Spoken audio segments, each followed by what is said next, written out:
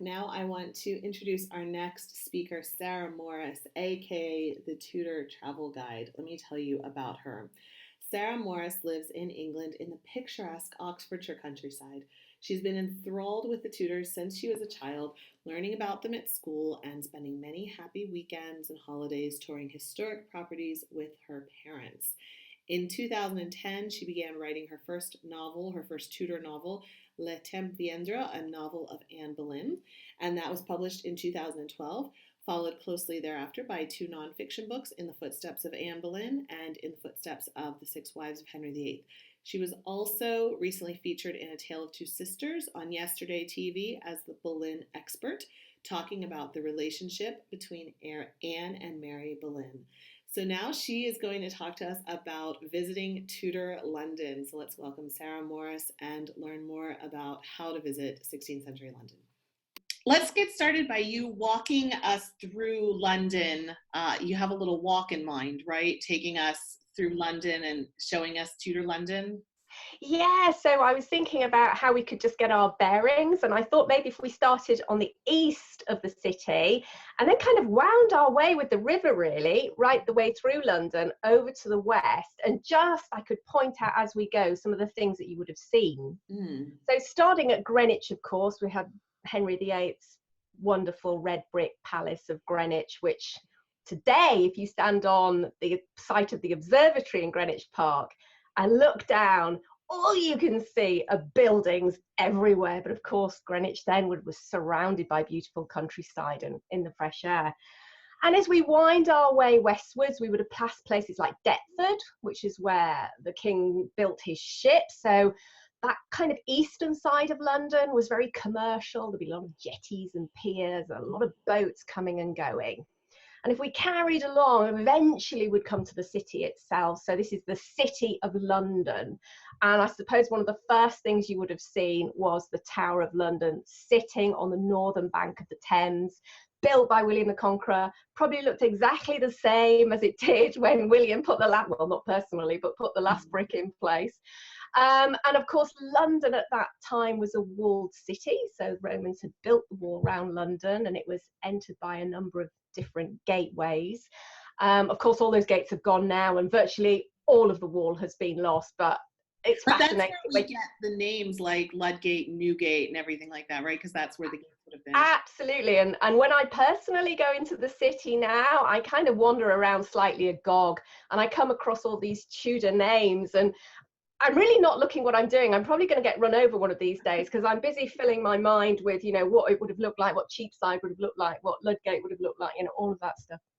Anyway, moving along, just within the western limit of the city was Blackfriars, which was, a large monastery made famous by the trial of Blackfriars, Henry VIII, Catherine of Aragon. And then just over the wall, we had the River Fleet, which discharged itself into the Thames. And of course, the River Fleet was one of a number of visible rivers, still visible in the 16th century, and of course, which have long gone underground and which we just don't even think about now, but would probably be very important kind of landmarks in Tudor London. And just over that river, there was Bridewall Palace. Just to get modern bearings, are we talking like where the Strand would start now? Yeah, roughly, yeah, that's just exactly what it was. Fleet Street, kind of into the Strand. So that's, obviously Fleet Street, another one of those beautiful kind of relics of a much earlier age. Bridewall Palace sitting literally on the other bank of the Fleet, and that was some magnificent palace. I think it was built for Henry VIII. It had a little connecting like walkway. You see those bridges in like Cambridge University he had one of those that connected into Blackfriars, and a wonderful long gallery that came right the way out from the palace, right to the front of the river, the north bank of the river. It must have been just a glorious view. So then, as we move down Fleet Street and onto the Strand, of course, we come across some of the most palatial buildings in London. So we have all of these magnificent houses, originally built for clerics, really, Bishop of Chester, Bishop of Bath and Wells, etc. in the earlier medieval period, they were really the great men at court around the king, and so they owned these properties close to Westminster, close to the royal enclave of Westminster. But it was quite interesting. Once Henry came to the throne, he started to boot them all out and put the modern, up and coming families of the day. Yeah. So Chester Place, for example, I researched for In the Footsteps of the Six Wives, and Edward Seymour kicked the Bishop of Chester out of there, much to his chagrin, I have to say. But they were really beautiful. They were huge palaces, big gardens fronting right onto the river. Each one would have had their private jetty because, of course, these wealthy men and women would have, come and gone by barge, often going up and down river with the court. And wasn't there that house where what was it called, where Edward the Fourth's the big home that Edward the Fourth's mother is you talking about the Savoy? Is that what it is now? I thought there was like where he went right before he was crowned king, and it was this, and I can't remember now. So anyway, move on. Around that area, there was a very, very large palace called the Savoy. And I think that was, I don't know the history of the Savoy as much as I'd like to. I know it was perhaps more prestigious and more well used in the earlier medieval period. Okay. I think there was a fire there. There was a fire everywhere in London at some point, hence we've lost most of it. But if we come to the bottom of the Strand, we get to what was then Charing Cross. It's now Trafalgar Square. Of course, Charing Cross was the site of the Eleanor Cross, monument to Eleanor of Castile, built by Edward I. And right adjacent to that, where the National Portrait Gallery is now, was the Royal Mews for Whitehall. And then, of course, if we moved further west, we would be passing the edifice of York Place, later Whitehall Palace, and then coming to the Royal Enclave of Westminster. And you would have seen, of course, the wonderful, Gothic towers of Westminster Abbey, and of course the old Palace of Westminster fronting onto the river. Okay. Can I interrupt you for a second? Yeah. Because that's where the river bends, and it kind of goes south there for a little bit before it turns west. If you go just due west, you start getting into like Soho and that area. And I wonder, was that still, I heard something, and I want to ask you if it's true, that was, Soho comes from a hunting cry. It used to be like a hunting area, and they would call out like Soho. So is that true? Oh gosh, I have never heard of that. So I don't know, but it makes a good story, doesn't it? But certainly around there, of course, if you think about it, where Whitehall is, and we'll come back and I'm doing a little walk down Whitehall later, but on the other side was St. James's Park. Okay, yeah. And that was a hunting park. So I buy that bit of the story for sure. Definitely hunting going on there, but I'm not sure about the Soho bit. Okay. Somebody out there does know the answer to that. Anyway, sorry for interrupting. No, not at all. And then really just to finish our little kind of east to west tour, if we carried on sort of 2-3 miles downstream, we came to the little village of Chelsea. And of course, like many of these areas, including Greenwich, that's all just part of this great conurbation that is London today. But back in the 16th century, Chelsea was a little village. It was surrounded by fields. It was very much, again, a place of the well-to-do and wealthy. And we had Sir Thomas More, of course, famously having a house there. And also a house that was owned by the king called the King's Manor of Chelsea. And that was visited by Jane Seymour, and it was lived in by Anne Cleves in the last few months of her life. And of course, famously, Catherine Parr moved there following the death of Henry VIII. And that's where she had her kind of late night trysts with Thomas Seymour. So that's just a little tour, quick kind of passage from east to west, and what you'd be seeing, mainly focusing on the North Bank, I have to say. That's where most of London was built up. Of course, on the South Bank, we have Southwark and we have Lambeth, Lambeth being the home of the Archbishop of Canterbury. Southwark, I think we might come on to and talk to, was a very interesting district of London. But yeah, most of the kind of activity was happening on the north in the 16th century. And then, because you said the north, I'm just going to throw this in here. I didn't ask you this in advance, but moving up north, like, because I used to live in Highgate, so there's that Great North Road. Is that what would? And there was the Battle of Barnet in the Wars of the Roses. So what was it like when you moved? Was Highgate a separate village at that point? It was. Oh, it would have been, yeah, it would have been. I mean, literally, just outside the walls of London in the 16th century. I mean, we could talk a little bit about London. I think it had about a population of 50,000 people at the time, which actually, if you compare it with its nearest neighbour, Paris, which had about 150,000 people, and a great university renowned through Europe, it was quite small. Yeah. But nevertheless, it was beginning to spill over the walls.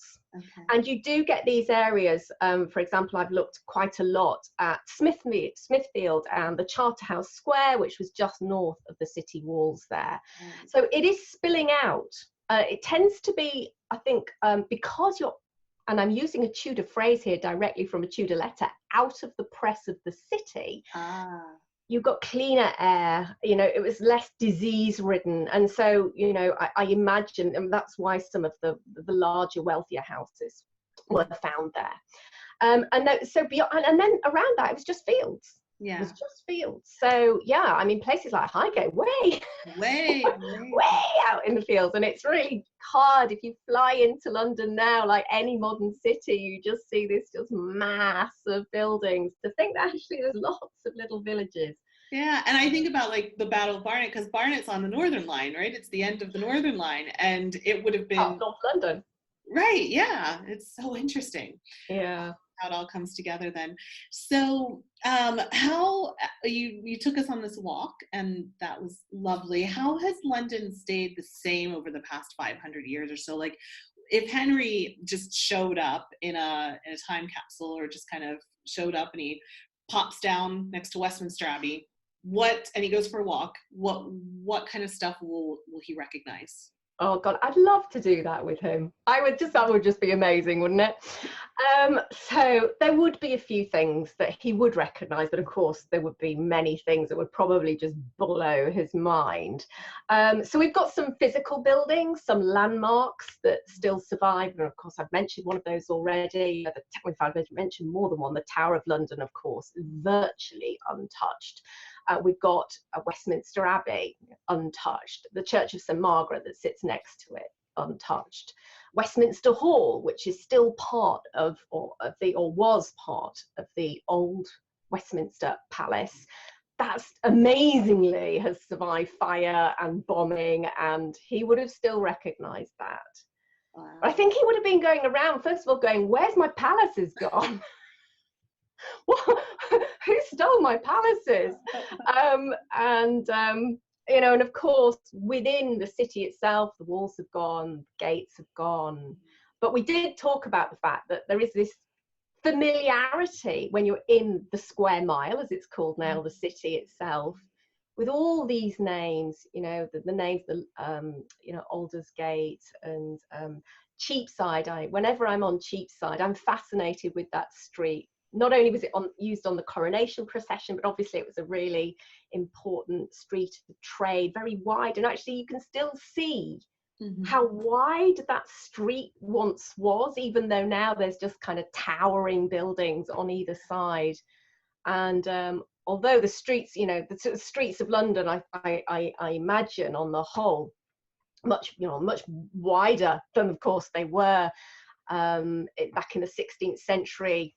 None of the concrete and glass you see now. Obviously, we'd have the timber frame buildings, lots and lots of stone churches, spires, many spires kind of pricking the skyline of London. And of course, some of those still exist. But another building we've lost, of course, was St Paul's, the Gothic St Paul's, which, again, Henry would just be gobsmacked. He never would have thought, imagine that would ever disappear.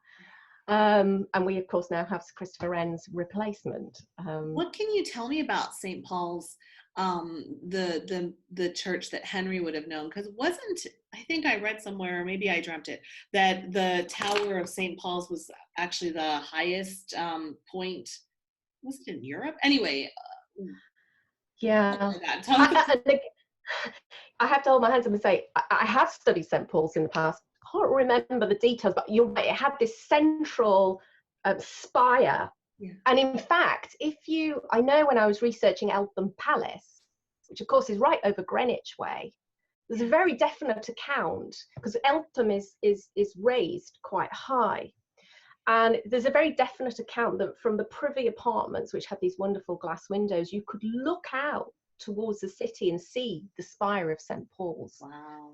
So it must have been, you know, some kind of amazing and magnificent large building, which really was a landmark in the area.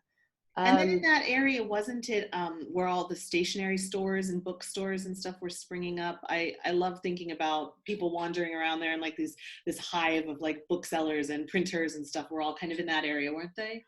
Oh, I'm not sure about that, but I do know that the first printing press, of course, was on Fleet Street, and Fleet Street leads up to Ludgate Hill, which leads up to St. Paul's. So if that was the first, I think it was Wickham the Word had the first printing press there on Fleet Street. Tradesmen tended to, in London, gather around. So you had these, different organisations. I'm trying to remember the name of them. It's just gone out of my head. But the different groups of merchants which had their own guilds. That's what I was looking for. Had their own guilds, and they definitely kind of congregated in different parts of the city. So it wouldn't surprise me at all if there was a little hub around there. Yeah. So great. That's so great. Such a wonderful place. So, and of course now I was thinking about bridges, and St. Paul's has the Millennium Bridge that when it first opened, it was like, which I've never walked over. Can you believe? Have you not? I feel terrible. Oh dear. Oh yeah, it kind of was swaying. I remember it was like a big thing when it first opened because it was going like. But anyway, what can you tell me about the bridges and the rivers and like the importance of the rivers? And it's something that now we kind of stroll along the river on the south bank and whatever, and it's not really so much. I guess there's still that divide a little bit between north of the river and south of the river, but yeah, I don't know. What can you tell me about the? I mean, I love the river. I love the Thames. I mean, somebody I once read, it was called the Silent Highway, and that's what it was in the 16th century. It was full of boats. People used the river they still do. They still do use the river to get up and down. There are ferries that take people up and down, but in the 16th century, it really was such an important highway for trade, and also just for moving about. So those people who could afford their own, were wealthy enough, had their own barges and their own teams of oarsmen who could move them up and down London, to where the court was. And of course there were like public taxis as well that you could get on and get about on the river. And I imagine it was a really pleasant way. In fact, if you go today, I love seeing London from the river. You get a completely different view of the city. And it's wide, it's open, it's breezy, the air is fresh. And can you imagine what a difference that would have been to trying to make your way through crowded, smelly streets in the city, where there were dogs and pigs and chickens roaming around, people were chucking sewerage out of their windows. So you can see why people might have wanted to use the river to get around. And Henry certainly would have appreciated that, and something he would have recognised. But unlike today, where literally you've got a bridge across the Thames every every mile or two, I don't know. In the 16th century, London Bridge was the bridge. It was the only bridge. It had been the only bridge reaching centuries back before then. If you couldn't use London Bridge, I think you had to go something like 20 odd miles to the west to cross the river, which obviously in those days would have been time consuming and expensive as well. So London Bridge, which connected the city on the north bank with Southwark on the south bank, was absolutely pivotal crossing, and pivotal to I suspect the kind of the wealth and the vibrancy of the city, because anybody coming from the south. So sometimes I hear people say, how did Anne Boleyn get to London? And surely Anne Boleyn must have, when she came from Hever, she must have come up through Southwark to get into London, one would have imagined. So, and anybody who coming from the south, that's how they would have reached the city of London. So, you know, it was a really important point of connection. But because it was a point of connection between north and south, it was also a point of weakness for the city. So anybody wanting to invade or, you know, kind of take over or overthrow the government of the day would have to go via London Bridge as well. And so it had to have, it's not only was practical, it had to be defensive in terms of its construction. And oh, sorry, I was just going to ask you to tell me a little bit about what the bridge was like, because there were homes on the bridge and all and it's that. amazing. Yeah. I love London Bridge. I could look at a picture of London Bridge for hours because it's just so fascinating. Isn't there that bridge in Bath that still has like shops and stuff along the sides of it?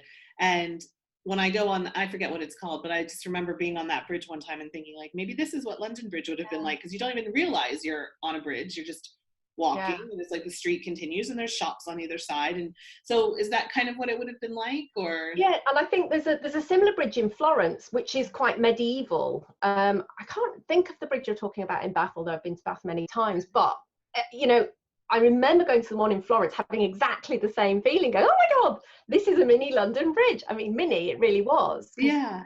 London Bridge was, it was built in it had various wooden iterations, but the stone medieval bridge was built in the 13th century by Peter the Colechurch. And it was I think it was about 900 foot long. And there were about 19 arches, which were supported by these giant pillars and starlings, which were kind of drilled into the bed of the river. How would they have built that? How would they have done that? I know. I was reading about it, and I still don't understand how it was done. One of the things to note about the original bridge is all the arches are asymmetrical, so it's not regular arches. And one of the things they've postulated was Peter the Colechurch had to find parts of river where the riverbed was solid enough to take the foundation. And then apparently, I think if I remember rightly, they drove elm pillars into the bed and then built up from there. But didn't it make the rapids quite? Yes. Tell me about that. I love the rapids. I just love it. I love it. So so I think at its most extent, I think only about a fifth of the river could move past London Bridge unimpeded. So what this caused was like rapids between these pillars, and it was, I mean, extremely dangerous to try and cross. I think it was called shooting the bridge or something like that. And there's this old phrase about, you know, wise men pass over the bridge and fools pass under. And of course that same phenomenon, the breaking up of the flow of water, caused this phenomenon of the Thames freezing in winter, and there were all sorts of medieval fairs held on the ice. I mean, till quite late, till I think London Bridge was taken down in the early 19th century, I think. So really fascinating dynamics. And what I was thinking was, when I was kind of looking at London Bridge, I was thinking, well, I can't imagine Henry and you know, taking the risk of shooting the water under the bridge. But apparently, if you had to cross London Bridge, you would get out on one side, go over and get in a boat and carry on. Oh, interesting.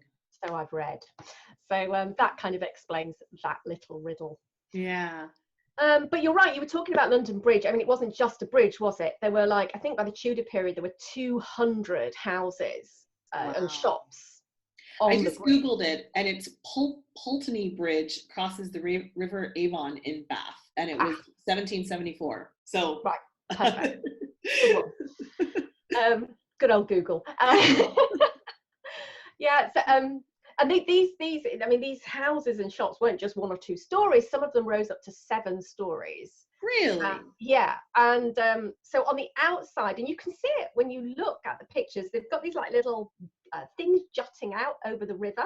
on either side, and they were the latrines, private and public latrines. There was, of course, the chapel of St Thomas of Becket, who Henry II dedicated the bridge to once it was complete. And that was the setting off point for anybody going on pilgrimage to Canterbury. So it was a good way of making money. The pilgrims would leave their penny. So there was always somebody out to make some money. And then the rest of the bridge, I'll come on to gatehouses in a minute, don't let me forget that. But in terms of the shops and the houses rising up to 7 floors, and of course they kind of lent in as the kind of, they got higher, and over time I think I read that some of them got connected by walkways and beams, and at some point they actually joined, and you got this tunnel created. So again, going back to what you were saying, you know, that it was said that you could walk about halfway across London Bridge before you even realised you were actually on a bridge, because everything was just so enclosed. Yeah, and this left like a tiny street then. Yeah, you left a tiny little street. It was about 12 foot wide in total. Yeah. And so you had traffic going both ways. So each side had about 6 feet to navigate. And can you imagine? I mean, it just reminds me of modern day rush hour in London, frankly. But but of course, so the bridge could be a bit of a kind of a roadblock at points, but fascinating. And so I'll talk a little about the gatehouses. Yeah. So in the middle of the bridge, there was a, what do you call those? Drawbridge thing. Yeah, a gate. A bridge that opened up to allow the tall ships through.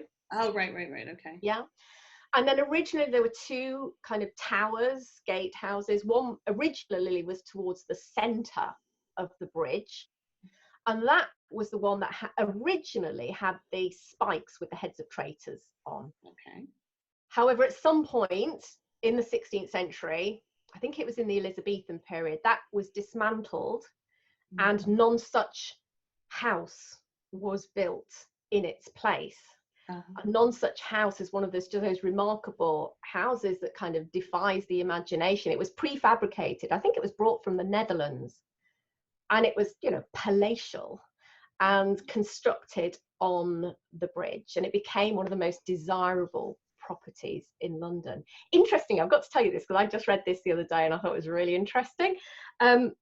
One of the reasons London Bridge was deemed to be quite a desirable place to live was, again, same phrase, it was out of the press of the city, and you had this ready-made sewerage system, i.e. the river.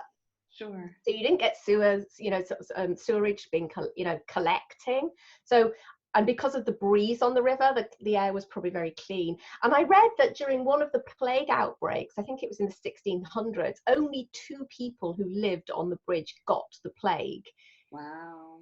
So it was quite, quite high level of sanitation, really, before the rest of the city had anything like sort of sanitation systems. Was it, so, I mean, I just think about all of this stuff pressed onto this bridge, this medieval bridge, like, it didn't collapse. It's incredible, isn't it? Yeah. It's incredible. And in fact, it never did collapse. I mean, I think the reason it was taken down was because it was too much of an obstruction to traffic. They wanted a wider bridge. So the houses were all demolished. And then I think just things moved on, and they built London Bridge further downstream. But it wasn't the bridge actually collapsing that caused the problem. I mean, it was just phenomenally well built. Yeah, that's amazing. Yeah. That's amazing. Really, really incredible. And then it also makes me think about, with these people dumping the sewage out, and I know, like, the river was the natural place that you would put all of that kind of garbage and everything. How clean was the river? It was pretty awful, wasn't it? Well, it must have been. It had to have been. I mean, the Thames now, compared to the Thames in Tudor period, I'm not sure that now wouldn't be a bit better. Yes, I'm not really sure what the status is, but I'm sure at least you don't get raw sewage dumped into it. At least I hope you don't. Yeah, I think though you got and I might be wrong here, but I'm just pulling something right back out my distant memory when I've been researching various books. There was a lot more swans on the Thames at the time. Oh, okay. In the city. So if you were, say, in Westminster and you wanted to cross over where you would go across Westminster Bridge now, what would you have to do? You'd get a ferry across, or Yeah, you could take a ferry. So there was a landing pier Mhm. um, on the northern bank of the Thames, and the landing pier led into this outer courtyard of the Palace of Westminster. Okay. And in fact, that's where the likes of Thomas More and those accused with Anne Boleyn were all brought for trial. They would have landed on that pier and then been taken into the hall and then taken back, and of course, down back upstream to the Tower of London Yeah. after the trial was completed. So that I would have, I mean, you could have come down King Street, but from a river point of view, that's how you would. And there was also so that was the public jetty, not bridge. That was a public jetty. Then, of course, there was a privy jetty for the actual palace itself, where the likes of Anne Boleyn, for example, after her coronation and after her coronation banquet, she went through the back of the palace, through the Queen's chambers, out onto the Queen's Privy Bridge, and then went downstream to spend the night with Henry at Whitehall. I see. And you made me just think, talking about the trials and then people going down to the Tower, the London Bridge is in the middle there between the Tower and Westminster. So would they have had to shoot the bridge or shoot the rapids, or would they have gotten off and walked across? I think that, I mean, I am guessing here, but I'm imagining they were doomed to die anyway.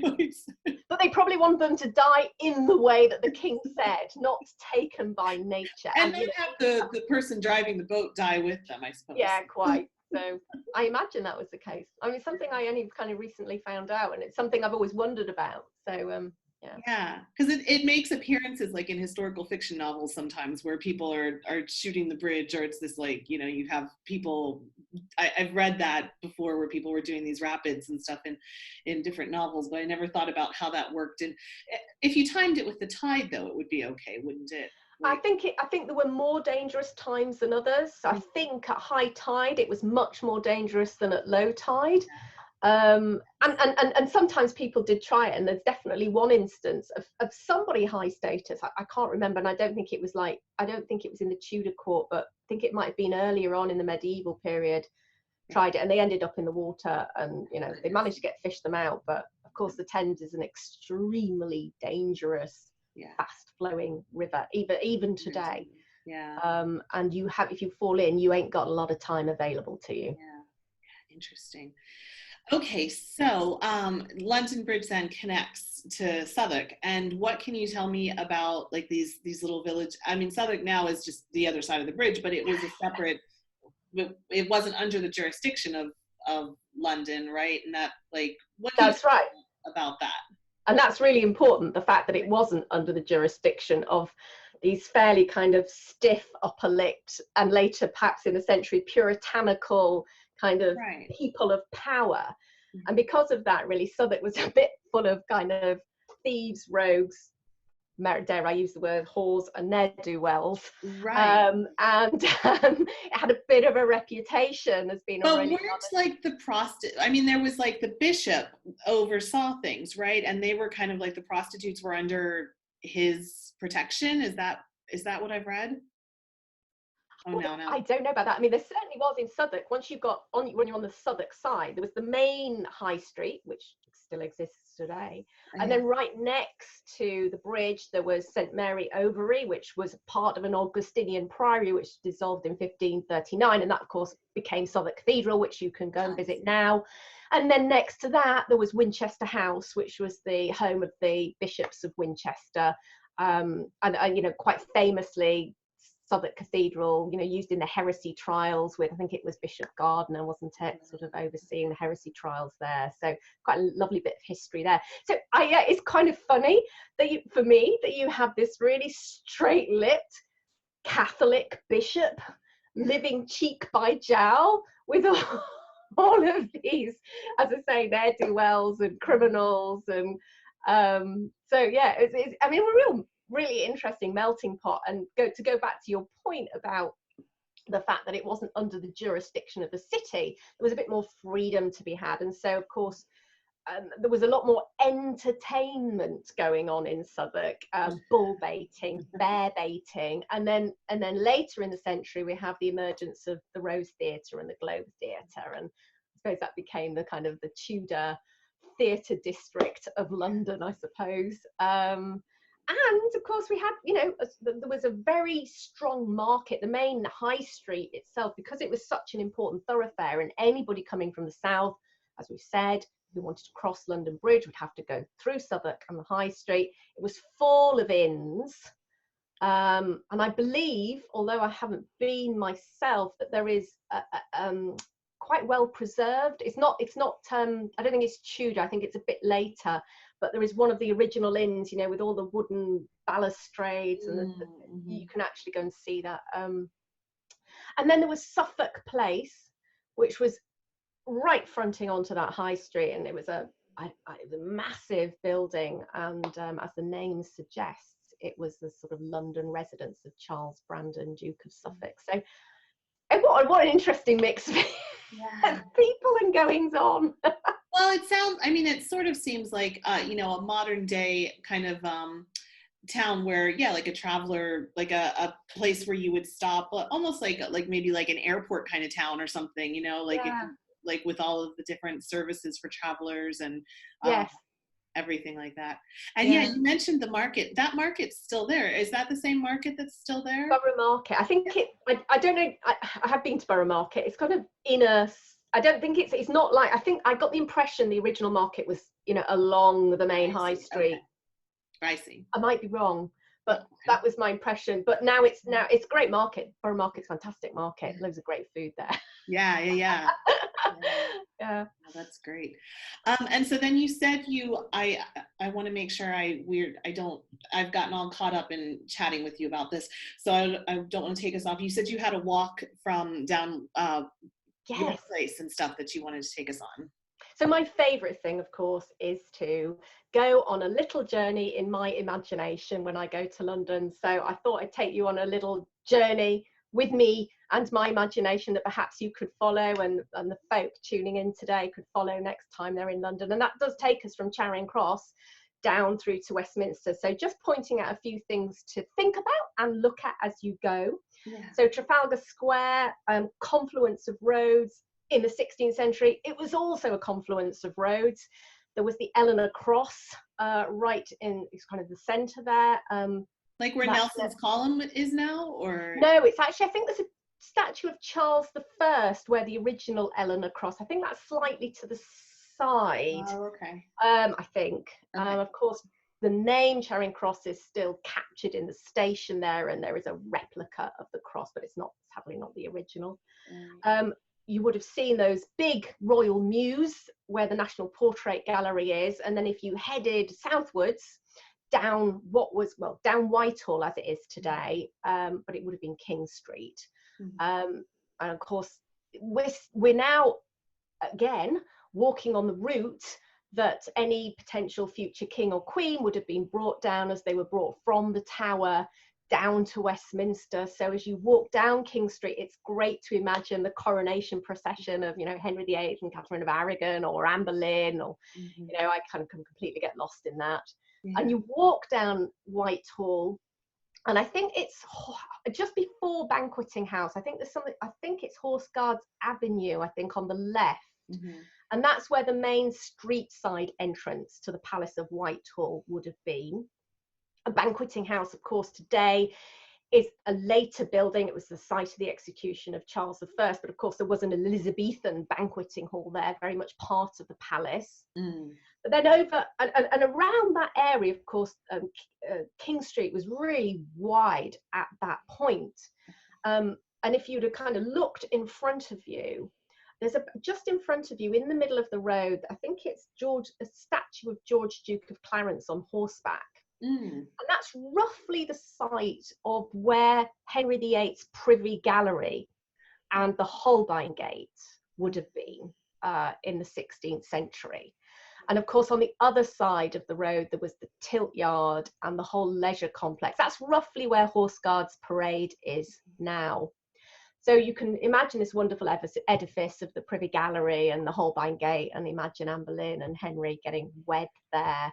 And if you keep walking forward, of course, you would have had to go under the Holbein Gate in the 16th century, because it's all gone now. But Bit further down, there's Wales House on the left, and that would have been the site of the Great Orchard of Whitehall. It's a hideous building now, but at one time there was a beautiful garden there. But of course, you wouldn't have seen it because on either side of the road, undoubtedly, there were large walls separating you, the riffraff, from Henry and his courtiers. But you would have seen, almost kind of opposite Wales House, this huge turreted building which had these kind of onion domes on each of the four turrets, and that was the closed tennis play. That was one of the real tennis play courts that Henry and his Charles Brandon and all his, you know, boom buddies would have played in. And we keep walking down to the bottom, and just before you get to the bottom of sort of Whitehall and Parliament Street, there would have been another gate that would have led you into the enclave of Westminster. And of course, you know, you've still got the Abbey there in front of you and St Margaret's Church. But if you think about what was on immediately on your right as you get to the corner of where Parliament Street leads off towards Westminster Bridge, there was another beautiful gateway that led you into the outer yard of the palace. Today, of course, the palace is gone. It was burnt down. I think it was in the, well, it had a couple of fires over the years, but it was burnt down in the early 19th century, but Westminster Hall still survives, and it's absolutely a must for any Tudor time traveller. But that's roughly, you know, everybody knows Westminster Abbey, and that would take you on a nice little walk through history. That's great because, you know, it's interesting because I've done that walk many times. I used to work right by the Strand, and I would go to evensong service at Westminster Abbey on weekdays, and I would rush down and, you know, be walking right there. And that it's so interesting to hear you put it in context, because at the time I thought that it was a really boring street because there's not really a lot. There's not a lot of tourists there. There's not a lot of there's not a lot going on that street. And I just was thinking like, oh, this is just like, this section is just the most boring. Like I would sometimes walk around and go on the other side of the Horse Guards to go through the park because it was just nicer, I thought. And so next time I'm in London, I'm definitely going to go back with this new perspective. You need your, it's one of those places you need your imagination when you go, but providing you've got some basic facts, you can let your imagination run wild, and then you're really right in the heart of Henry's London. Oh, that's amazing. So I'm conscious that you have shared a great deal of information with us. Where can people learn more information from you? Where can people follow you? Where can plug your stuff? Okay. So I'm the Tudor Travel Guide. So rather conveniently, my website is www.thetudortravelguide.com. And that's my main blog. That's where I publish a blog pretty much every week. And I focus on places, and my kind of speciality is recreating places as they were. So that really, why? Because I think as Tudophiles, really, when we go out and about and we visit places, we want to connect with our Tudor heroes and heroines. So I like to help people do that by helping them reimagine. So that's my blog. You can search for me, the Tudor Travel Guide, on Facebook. On Twitter, I'm tweeting the TT, that's capital T Guide. That's me, at the TT Guide, that's me. And I'm on Instagram, Tudor Travel Guide. I'm on YouTube, the Tudor Travel Guide. I'm all over. So if you Google Tudor Travel Guide, you will find you, and I'll put links in all pretty much.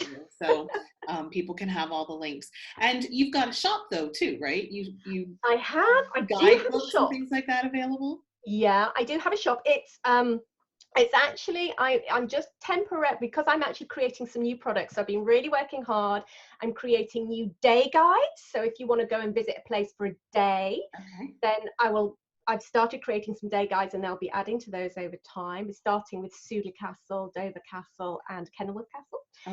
I've got my Tudor Weekend Away guides. There's the Tudor Weekend Away in London, both Christmas and summer editions, and I'm about to publish the new one for Suffolk.